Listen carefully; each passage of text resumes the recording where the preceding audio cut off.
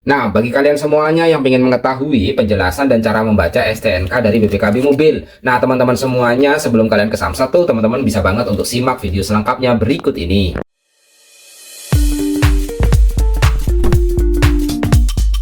Video ini dipersembahkan oleh Radar Edukasi, berbagi wawasan menambah pengetahuan. Halo teman-teman Radar Edukasi, pada video kali ini teman-teman kita akan membagikan terkait dengan bagaimana sih untuk penjelasan STNK mobil, penjelasan istilah dan cara membacanya. Ini perlu kalian pahami khususnya bagi kalian semuanya yang baru memiliki mobil dan kemudian kalian ada atau tentu saja harus memiliki STNK. Nah, sebelum lebih jauh dari sana, yang perlu kalian ketahui bahwa STNK itu adalah izin kita melakukan kendara ya, izin kendaraannya untuk berkendara atau untuk jalan. Sedangkan BPKB adalah bukti kepemilikan. Jadi beda ya. Kalau BPKB ini kalian nggak perlu bawa, kalau STNK ini perlu kalian bawa setiap harinya karena itu izin kendaraan kita berkendara. Untuk orangnya itu SIM. Nah, seperti itu. Nah, di sini setelah kalian paham, nanti kalian harus mengetahui juga bahwa ada beberapa informasi untuk lembar pertama biasanya seperti ini. Di sini akan ada merek ya, nama registrasi, nama pemilik, alamat. Ini tentu kalian nggak udah paham lah ya. Terus di sini ada merek, tipe, jenis, model. Nah, modelnya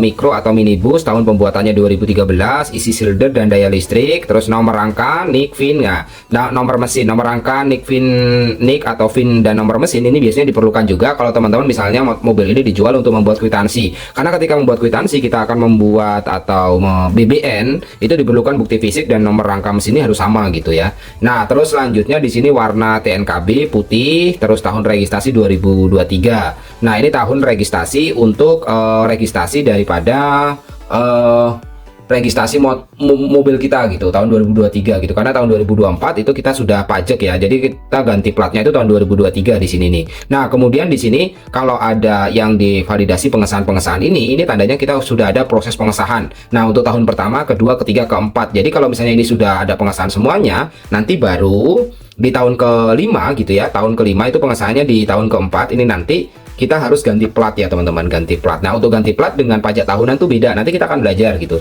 Nah, kemudian setelah itu di bagian ini ada nomor polisi, nama pemilik, alamat ya, ini tentu teman-teman udah paham lah. Terus ini ada tipe, merek, tipe, jenis, model, tahun pembuatan, warna, nomor rangka gitu ya. Nomor mesin ini hampir sama kayak tadi gitu.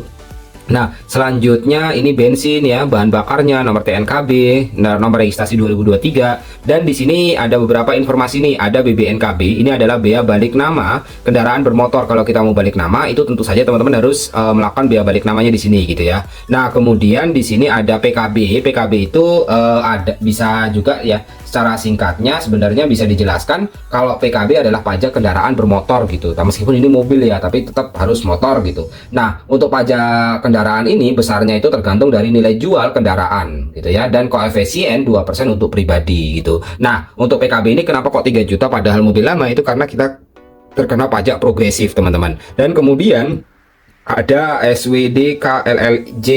Ini intinya adalah sumbangan wajib dana kecelakaan lalu lintas yang biasanya jasara harja ya teman-teman, dan ini wajib kalian bayar setiap tahunnya. Untuk denda PKB itu jika kalian terlambat bayar pajak, denda dihitung 2 bulan maksimal gitu, 2 bulan maksimal. Jadi ini dendanya kemarin kita terlambat nih, karena kan kalau di sini ada masa berlakunya nih, masa berlakunya tiap tahun, kita itu tidak boleh melebihi dari tanggal ini gitu. Kalau kita lebih itu ya, artinya kita terkena denda 2% per bulannya. Jadi kalau misalnya ini kan kita sempat bayarnya nomor no khair nih, kita pembayarannya bulan Februari padahal kita habisnya bulan 9 gitu, makanya kita terkena denda gitu. Nah, untuk selanjutnya di sini ada biaya administrasi STNK, biaya administrasi TNKB, jumlah. Nah, untuk jumlah tentu saja teman-teman udah paham lah. Nah, yang perlu kalian pahami kalau di bagian ini adalah bagian dendanya pokoknya, dan ini keterangannya mulai BBNKB, PKB, SWDK, LLJ, biaya administrasi STNK, pembuatan STNK, biaya administrasi untuk TNKB. TNKB ini adalah